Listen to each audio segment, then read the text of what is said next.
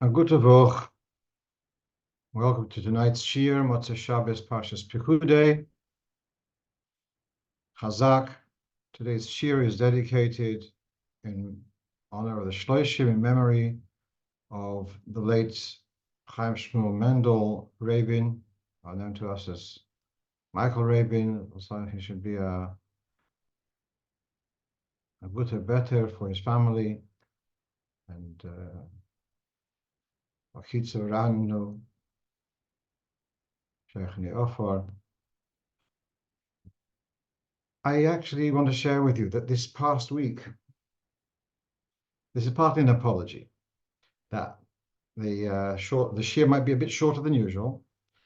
That partly is because I spent 3 days this past week at a conference in Portugal, all about kashrus.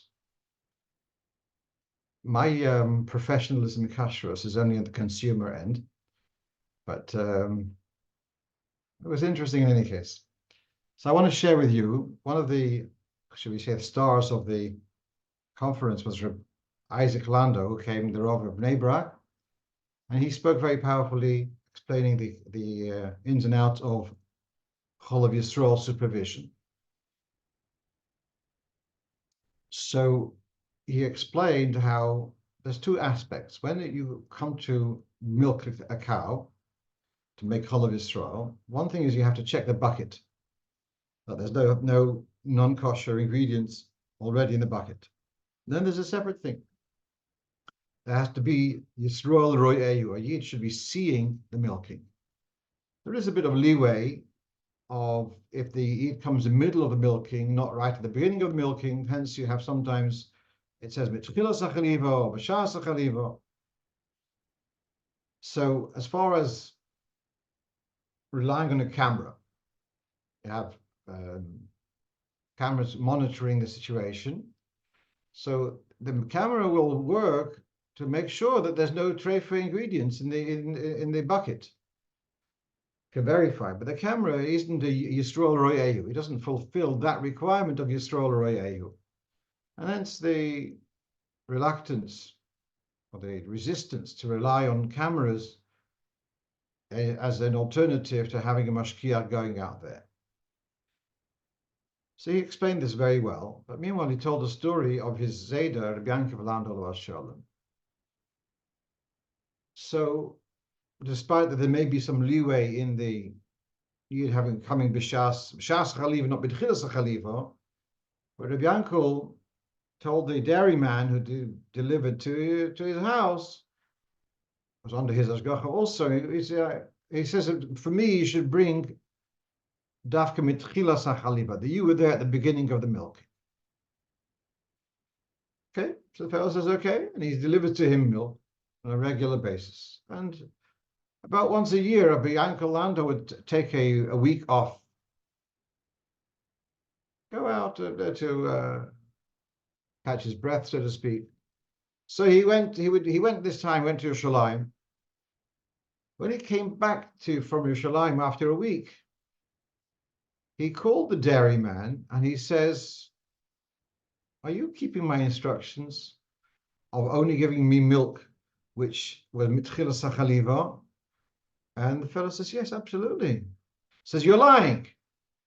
And he started screaming at him until the fellow actually admitted that he had been lax on this and been delivering the regular milk and not necessarily mitchilas chaliva. So then the family asked their father, the Zayda, how did you know? Nowadays we say Ruach HaKodesh, but how did you know? So he said that I spent a week in Yerushalayim. My davening was, I felt I was davening. I came back to Bnei Brak and I felt it's not going properly. And it was the same as before. I felt that there was some, call it rustiness, whatever. It wasn't the same. And I started soul searching. Where is there something wrong? What could be not okay? And the only thing I could could think of was that the milk was not up to the standards which I'd put for myself. Therefore, I was confident that that must be the problem. And he was actually right, which is an amazing story. So that's one story which I heard from Isaac about the Zeder. Now, a second thing, which is an interesting Hashgacha Pratis, one of our listeners told me that he had been with Rabbi Shalander, Allah Shalom, in America, and Rabbi Moshe was talking about, it came up about carton juice. You've got carton, orange juice, whatever it may be. And he was concerned about the fact there may be Jewish owners of factories. That's in America, Baruch Hashem, there's lots of Yidden, so it's very likely there could be the factories owned by a Jew. And at the time, when this fellow told me this story, I didn't understand what difference does it make whether the owner of the factory is Jewish or not. Didn't know. The following day, so I had this correspondence earlier this week. Following day, one of the presenters gave a whole shiur about giving hachsherim in factories, and gave the following explanation. There is a concept of ein mevatlin issa lechatchila. So for me, to take a piece of, I'm going a nice big chont, I take a small piece of lard, throw it in. It's going to be bottled b'shishim, but that's osur. I'm not allowed to. Not only ein mevatlin issa lechatchila, but if I would violate that, then there would be a knas, there would be a penalty. I wouldn't be allowed to have benefit from that cooking because I was over on the inyan of ein mevatlin issa lechatchila. Now, if we've got a keli which was treif, it was treif because it was used for bosa and cholov, whatever it may be. Now, b'diavad, if you tell me that you've fried cheese barekas in a fleshige frying pan, the first thing I'll ask you would be, when was the last time it was used for meat? And if you tell me it's more than a week, or more than a day, sorry, I'll tell you the barekas are okay, but the pan needs to be kashered. So then, if after 24 hours the pan doesn't make anything treif, so why do you have to kasher it? Just leave 24 hours. So this remains a chi of the Isud Rabbanon, that a keli she'enu ben yoimoi gozu eine ben yoimoi oto ben yoimoi. We're not allowed to use an eine ben yoimoi in case we'll come to use a ben yoimoi. Isud Rabbanon. So what would be if I took a fleshike pan, which is not a ben yoimoi, and I fried cheese barekas. See, here it's not the same story. Here it comes into possibly the mevatlin issa lechatchila. I knowingly used something relying on bittul, and that's not okay. So now, if there's a factory which yesterday they used the machinery for milk, which isn't Chol Yisrael. Today they use the same machinery. They use it for orange juice, and they didn't kasher it in between. I know they did. They used detergents, etc., but they didn't kasher it. So here's the difference: whether it's a Jewish owner or not. If it's a Goyish owner, he has no isur levatul lechatchila. So if he did it. But the orange juice is kosher. If it was a Jewish-owned factory, so then he should have kashered the machinery before using it. If he didn't, so he's over lechatchila. Then there's a knas. The knas could be not only on the owner but also for his clientele. I'm not saying this is the halach. I'm just telling you the tzdodim, the elements which could come into, at least for someone who's so conscientious about kashrus like Rav Lando, who was concerned that the same that a carton of orange juice, it may be, if it's from a Jewish manufacturer, a Jewish-owned factory, then could be an issue of emvat lechatchila. Okay, I'm going to go to our list of questions. That's my apology for having a shorter shiur than usual, but okay, made up for time. Okay, let's go into our questions. So the first question we have on our list is about bracha achroina after eating harmful foods. So one of our listeners referred me to a quote from Rav Elyashiv, Zichrono Livracha, in the Dirshu edition of Mr. Brewer, Siman Reish Beis, note number 32, where Rav Elyashiv is quoted as saying that no, you shouldn't make a bracha achrein. Last week, I think I said, it was 2 weeks ago, I said you do make a bracha achrein. You've eaten, you enjoy, make a bracha achrein. Now, I looked it up, and I think there's a difference.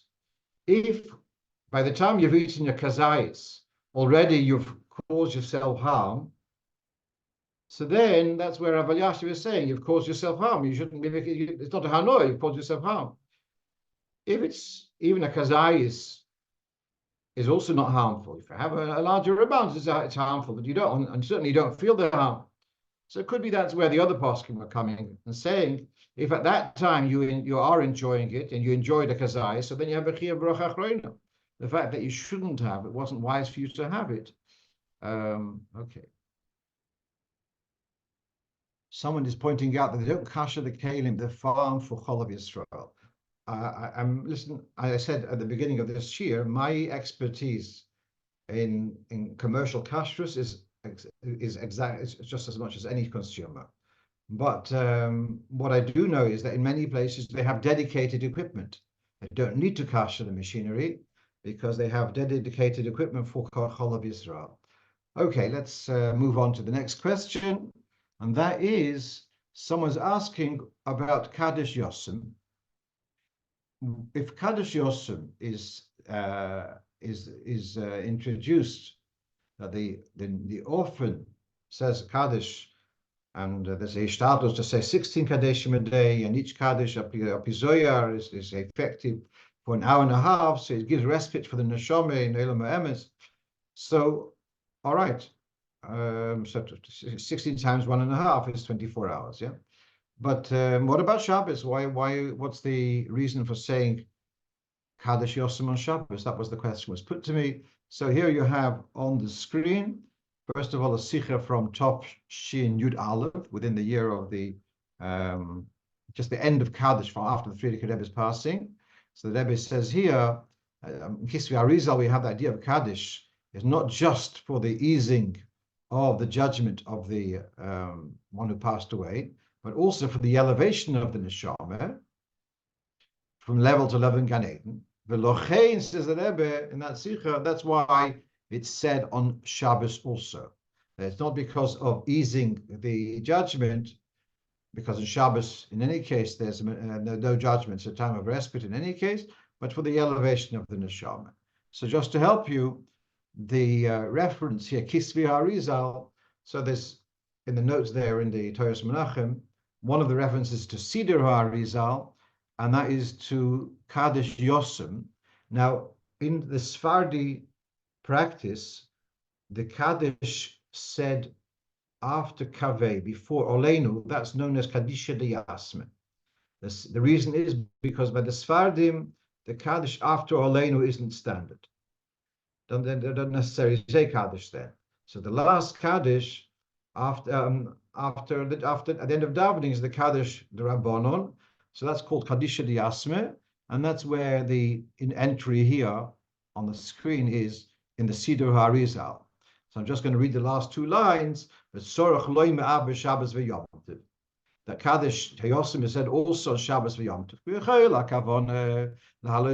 Again, in the weekday, the Kaddish has got for the purpose of elevating the soul. Again, Shabbos v'Yom Tov lahalois mi madrega lemadrega gamkin moil. There's a benefit also to elevate the neshama from level to level.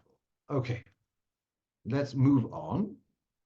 So now someone asked me the following question. I put the 2 questions of Kaddish next to one another. He's saying Kaddish for his uncle, Olav Sholem. He davens slowly. And so if he would start Hoidu with the minyan, so then he wouldn't be able to daven Shemona Esrei with the minyan. And so he's asking the question, could he start Shachris, start Hoidu earlier, and work it out by the time the minyan are on for Kaddish D'Rabbanon, actually davens a Nusach Ashkenaz minyan. So he has another Kaddish after Mizmor Shir Chanukah Sabayis, before Baruch Shalom. No, is that before? Oh, no, I'm confused. They have two Kadeshim in the morning before, at the beginning of Sukkot Zim. So he wants to say those Kadeshim, and he will have gone ahead, and he is holding between Yishtabach and Yotzer Oir. So he's asking, can I daven ahead and say Yishtabach, and say Baruch He'elamim, wait there till the Tzibur are on for where Kaddish should be said. I'll say Kaddish there, and then I'll continue saying Yotzer Oir, Birchas Krishma, and be able to daven Shemon Esrei with the Tzibur. So actually there is room to be makel for such a thing. I think we discussed a few weeks ago about the interrupting, where it says if a person chats between Yishtabach and Yotzer, I just explain why they use the Lashon Yochozer Lov Ma'ercha HaMelchama. For those who don't remember exactly, the word which Chazal then was, this is referring to, alluding to the Melchama with the Yetzer Hara, that's during Psukkah de Zimra. It's cutting Lazamer Oritzim, it's the kind of cut of the challenge of those who disturb us from davening. So if a person would have successfully had his battle, won his battle, so to speak, during Psukkah Zimra, if he interrupts and before going on to Yotzer Oir, so he's regressing in his milchama. That's the deeper meaning of this Chayzel of Be'echa HaMilchama. At any rate, then we have here that there are those who say that that L'tzorch Tzibur, L'tzorch Mitzvah, one would be allowed to interrupt between Yishtabach and Yotzer. So he has here one example about an appeal for tzedakah. Another example is a chazan who did not have talis and tefillin, and it's brought between Yishtabach and Kaddish. So then he can put on the talis and tefillin over there and say a bracha. He then says, if it was brought before Yishtabach, better the chazan should say it then, because otherwise it becomes an issue of saying bracha between Yishtabach and Kaddish. Whereas between Kaddish and Baruch Hu, there you shouldn't be mafsik. But we have here, and there's a couple of references here, one reference to Siman and Gimel, that there is leeway to be mafsik l'tzorech mitzvah between Yishtabach and Yotzer. So for him to say Kaddish for his uncle, the chayre is a tzorech mitzvah, and he's saying Kaddish. And so between Yishtabach and Yotzer, there is room to be makel that he should say the Kaddish then. Let's move on. So someone asked me about, on Shabbos we don't say Tachna. And there's something about levakesh tzerochov, not to request for our personal needs on Shabbos. Shabbos, this idea of kol malachtocha asuyo, there's a certain relaxation on Shabbos. Everything is in place. So what about the in Krish v'Shalamito, after God Gedud, before Hamapil, there's a Ribono Shel Olam, there's another tefillah there. In the old Tilas Hashem Sidurim, it wasn't there. When I was a Boch in Yeshiva, someone made a photocopy from the Siddur Torah or something, and I had it stuck with a sellotape into my in Chamayriv. Then the Tovshin Lamed Ches, there was the overhaul of the Tilas Hashem Siddur, and that's when they put it back. They put that tefillah over there. It doesn't say we should say it on Shabbos, shouldn't say it on Shabbos. The person is asking, what's my understanding about it? So actually, there is a sefer which was published about 20 years ago called Hasider, 21 years ago. It's a collection of articles. It was published in honor of 200 years of the Alter Rebbe Siddur, which was published first in Top Kuf Samach Gimel, and was published by Heichel Menachem in Monsey. And there's an article there by Reb Gedalia Oberlander, who recently became the Rav of the Lubavitch community in Kingston, Pennsylvania. But he discusses the Alter Rebbe's shitta about tefillas, tchinas on Shabbos. So we have some things. There's a Yerushalmi, which talks about saying Ro'einu, Re'einu Zeinenu.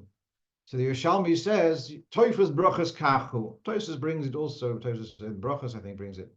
That this is the text, this is the format. You don't change it on Shabbos. And after there, the Alter Rebbe did change from Re'einu to Ro'einu. But there is room, sometimes a standard tefillah, you continue saying Shabbos regardless. So what's the rules with this? So apparently, for example, in some Sidurim, at the end of Shalom Aleichem, or is at the end of Azama B'Shvochin, there's a whole tefillah. This the Alter Rebbe did not include in his Siddur. So also, even the Ribono Shel Olam, which we say at the beginning of Krishma Shel Mito, it's not clear in the original Alter Rebbe Siddur that it's not said on Shabbos.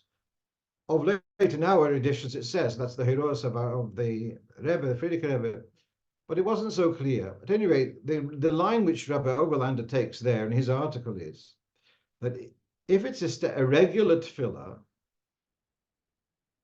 which is said, certainly if it's said on a daily basis, if it's got some kind of mentioning about a person's own troubles, which could bring a person to tsar, more personal, then it shouldn't be said on Shabbos. But if it's something which is not so explicit, more spiritual perhaps kind of request, then it is said on Shabbos. So my understanding is that although he doesn't address this particular tefillah, but he just addresses the policy of the Alter Rebbe, which things are said on Shabbos, which things are left out on Shabbos. According to the policy which he describes, the Chayre, we would say that Ribein Ha'ilomim on Shabbos too. I'm going to throw a question which I don't know the answer, and that is, sometimes we say Ribono Shel Olam, sometimes we say Ribono Ha'ilomim, Master of the world or Master of the world. I don't have a line to explain why sometimes it's Ribono Ha'ilomim and sometimes it's Ribono Shel Olam. If someone out there has an explanation, I'd be grateful to know about it.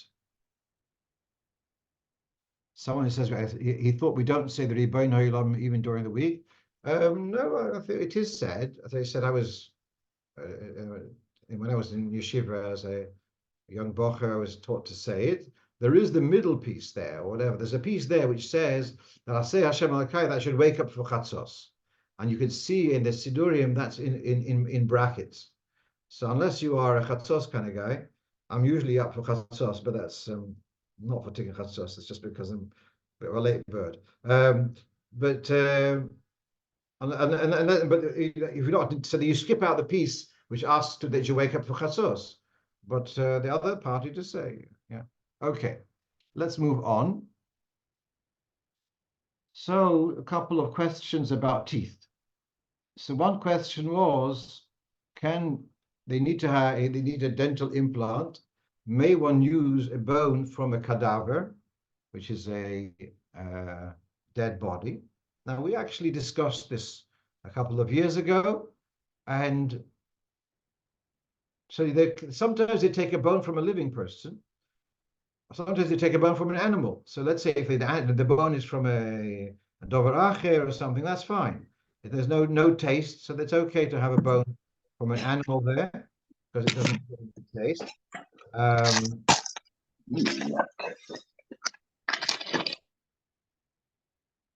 But the bone, sometimes if a person has some kind of procedure, they take a bone out, so then now they've got a bone bank, so that bone would be okay, because a bone from a living person is mutar ba'anor. What if they take a bone from a mace?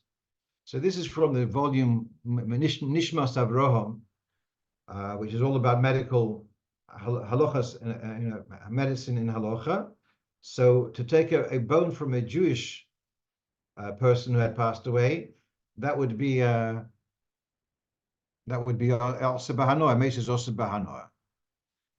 Then he quotes here, but if it's from a non-Jewish cadaver, he quotes that some say it's also b'hanor, and others say it's mutar to take to take. So that's not so clear. So what I did say to the person, my response to the person was, better to take a bone from an animal rather than a bone from a human being, from a mace.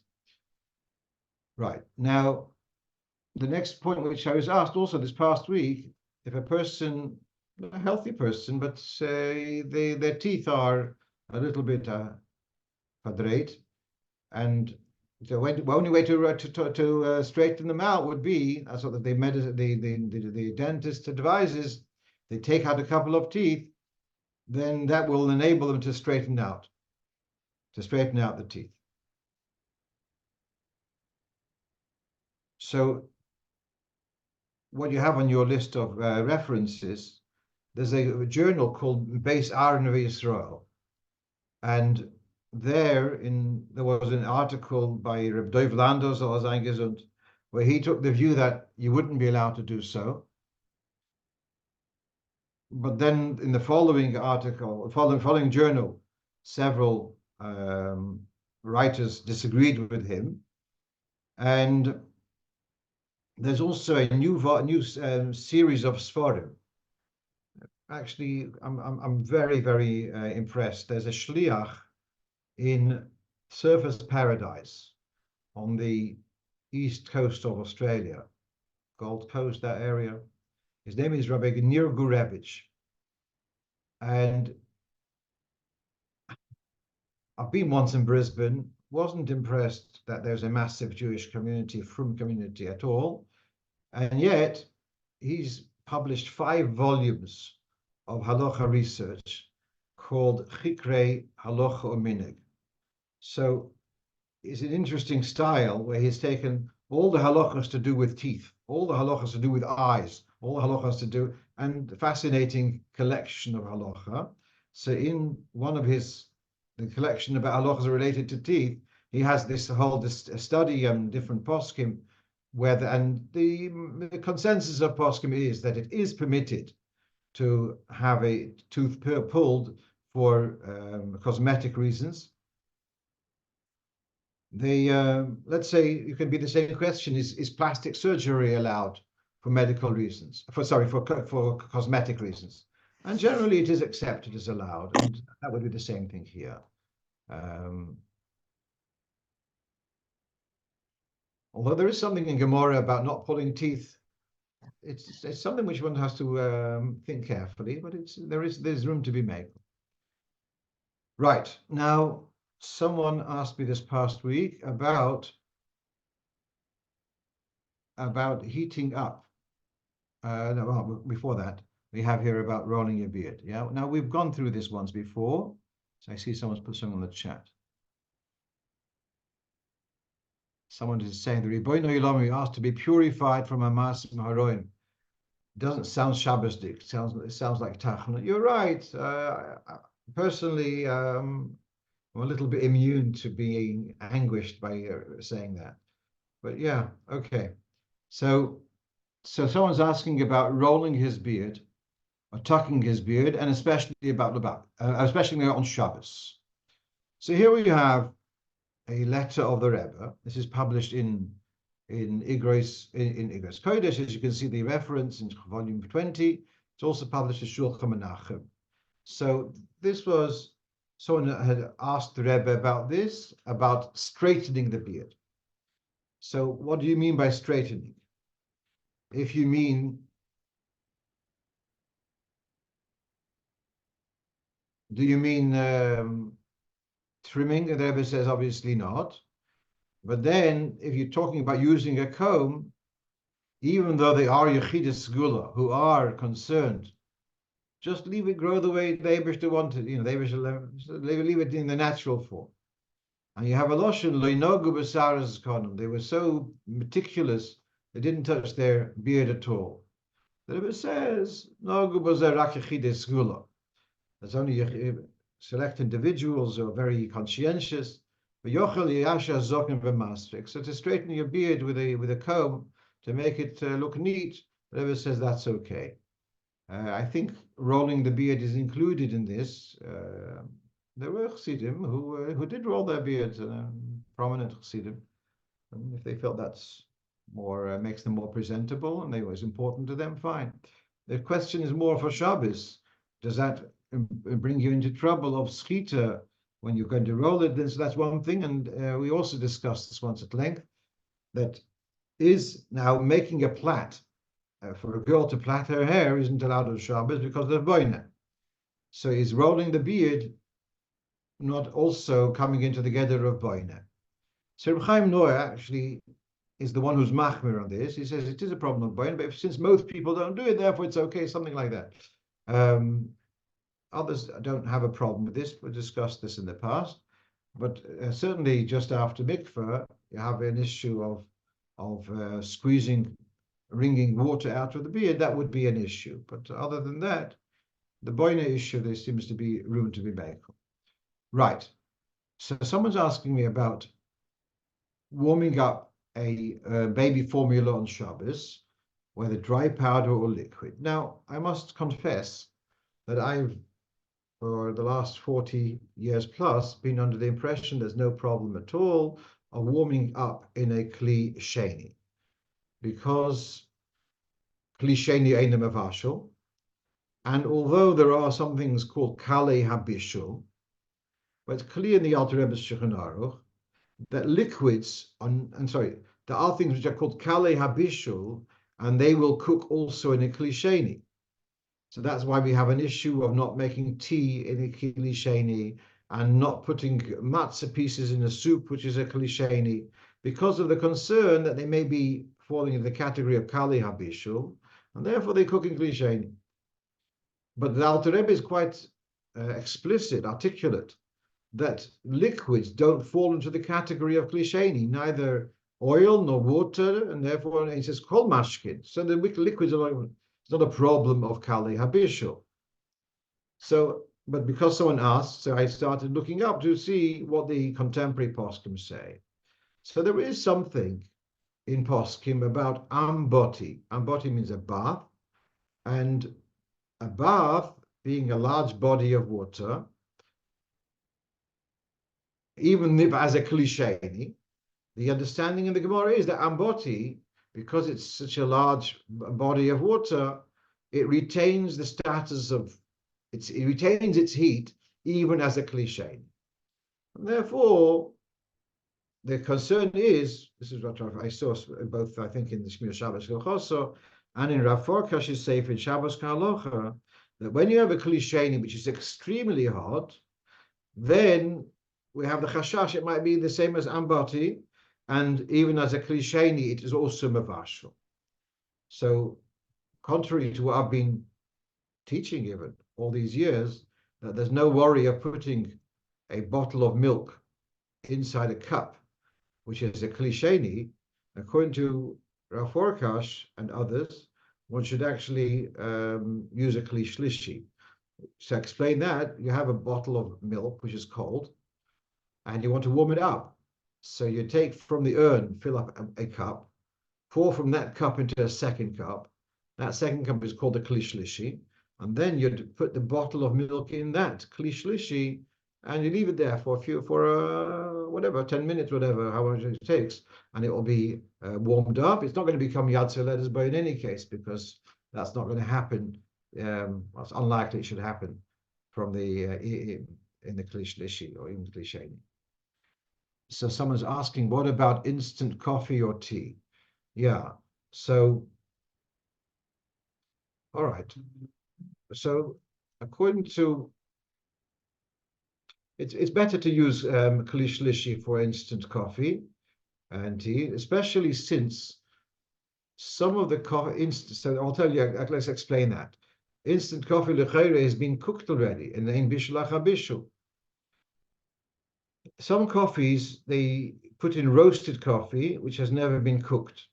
There's some of these freeze dries that include some which hasn't been cooked and dehydrated. And since that's become a well-known fact, I've been machmir to use a kli shlishi for instant coffee also. Rav Farkash is machmir with instant soup, etc. Also, he will say to use Kli Shlishi. I don't want to go into the whole lomdus now. Okay. We have someone asked me a question about it, which I actually I apologize, I don't have an answer to that.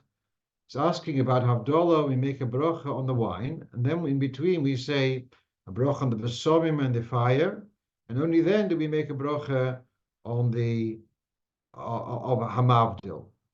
It's asking, aren't those other two brachas, aren't they a kind of hefsek between the bracha? But the simple answer, that is, I mean, it's machlekes b'sham v'sila holds, etc. But that is the way Chacham instituted it, and therefore that's why it's not a hefsek. But more than that, I don't have an answer at this moment. Tea bags for sure should be used in Kli Shlishi, but even I'm talking about instant tea, there's room to be machmir to put in Kli Shlishi. All right, as I said, today we're going to be having a shorter shiur, but I want to finish off with this the question number 10 on our list about Haftarah. So someone, a shliach, somewhere in Europe, was a little panicky, where he saw in the Chumash, which he uses, it has a whole thing that because where you have the Haftarah of Vayakel is Vayas Chiroim, and the Haftarah of Pekudei is Vatishlam Kol Hamlocha. So it said in the Chumash, but because last week we did not read the Haftarah of Vayakel, because last week was Parshas Shkolim, and therefore we didn't do Vayas Chiroim last week, therefore this week we should do Vayas Chiroim rather than the indigenous Haftarah of Parshas Pekudei. And so he's asking, what do we do? So here you have on the screen, so you have this quote from, this is a Sefer El Yorabo, which is a mefarish on the Levush, and this is in Siman Tov Reish Pei Hey. And in case you forget, that's the simmer between Hilchas Chanukah and Hilchas Purim, and that is talking about the Daled Parashos. So he writes the following, let's read this inside, Ra'isi Bedroshis Maharash. This is one of the late Rishonim. He says, Lahaftir le'ela Pekudei, the Haftarah for Pekudei, which is between Shkolim and Zocher, you should read Vayas Chirei, and the first two psukim of the next Haftarah, which are Vatishtam, Mishum Dahavi Gemar Melocha. That is kind of celebrating the completion of the building of the Mishkan. V'lo yamrinon kol v'tishlam v'lo vayas chirei. Don't use the Haftarah v'tishlam kol hamalocha and not do vayas chirei. De'im kein lo yashkechon lo she'omru vayas chirei. Because then you will have missed out saying this Haftarah of Vayas Chirei. Let me explain. My impression is that there is a repertoire of Haftarahs which we should be going through on an annual basis, and that is also my understanding. Where it says in Hogim that even if for some reason this Shabbos is Shabbos Rosh Chodesh, etc., but by Mavis Sedre you should also go through the Haftarah which is not being read in Shul, because you should be familiar to keep up to date with that repertoire of Haftarahs which you should go through on an annual basis. So what he's saying is, if you don't do Vayas Chiroim, it'll be dropped off the list altogether. Avol Batishlam, afilu de'ein oimrim ois, if you're going to drop Batishlam kol hamelocha vayikolu hamelach shloimoi, afilu de'ein oimrim ois bekan, if you skip it today on Parshas Pekudei, nimtzo she'oimrim ois besukis besof. It's not besof. It's on the second day. It's the Haftarah of the second day of Sukkot is vayikalu el hamelach shloim.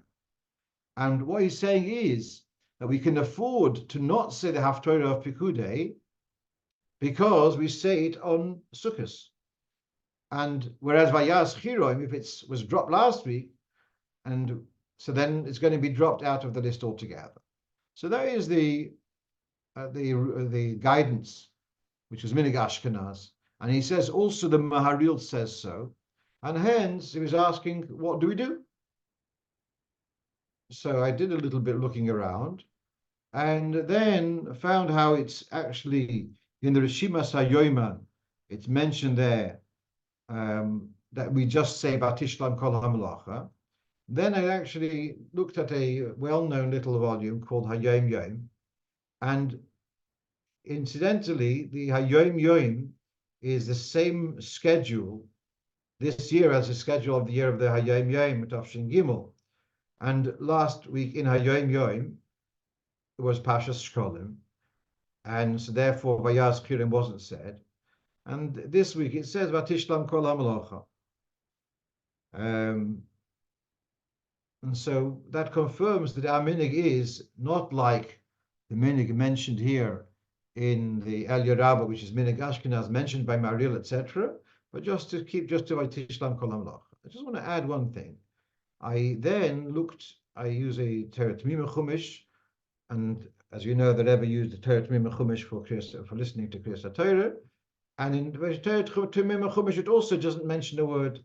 It just says Vatishlam Kol HaMelacha. This is a Haftorah Pekudei. I want to just mention a historical observation. The Teret Mimah lived in the Lita. His father was the Aruch HaShulchan, the Rav Navardok. Aruch HaShulchan the story is that he spent some time, he visited the Tzemach Tzedek. We are, Lubavitch are from the same region. And so, for example, the minig of putting the Sefer Torah down after Hagbah is not just Lubavitch, it's also written in Aruch HaShulchan. This was the Litvish minig. I want to have a couple of other examples that this was the minig in Litza, and that's why we follow that minig.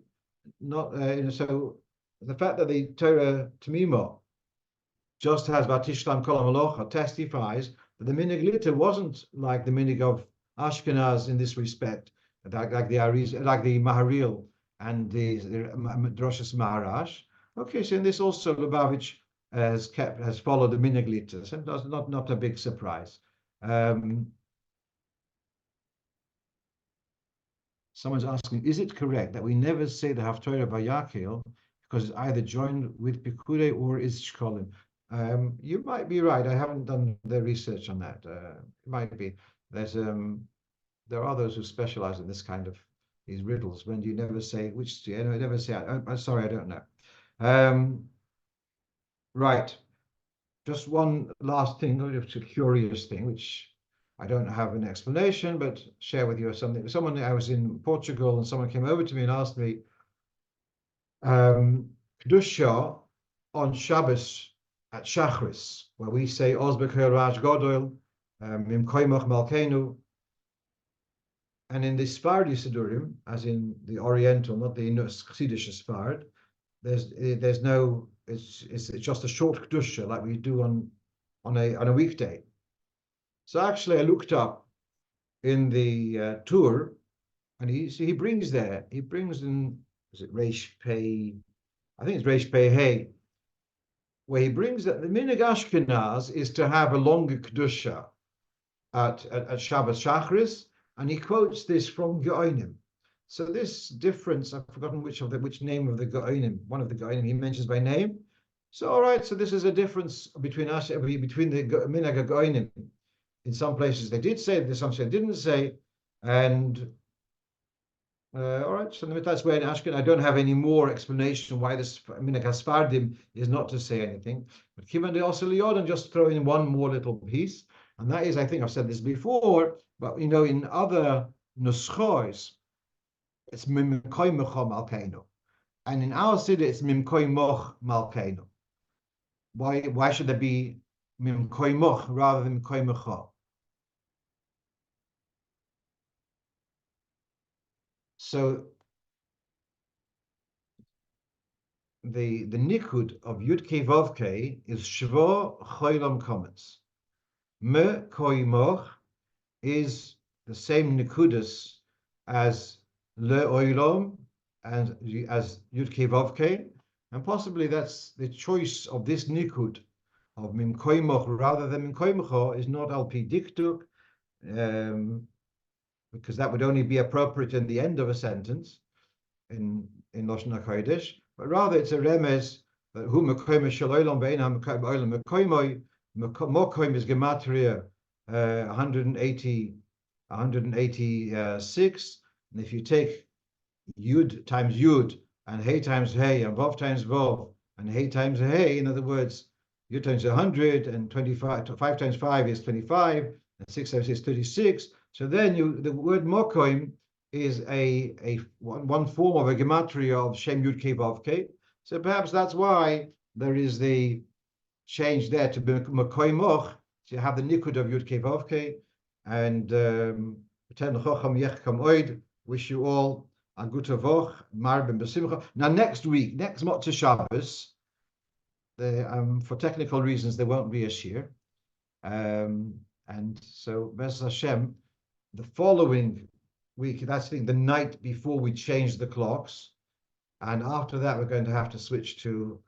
I'm more inclined to a Thursday evening, but you can send in your votes. Seid alle gesund, we should hear B'shuras Tovos, especially from Achenu B'nai Yisrael, Be'eretz HaKodesh. We should hear the Shivuyim, the captives, coming out well and in good health, and we should hear Nasati Shalom Ba'oretz, Sechazanu Eineinu B'shuvchom L'tzim Barachmim. Mazel tov to family shochet. Absolutely, yeah, Mazel tov, yes. Tov. Whatever.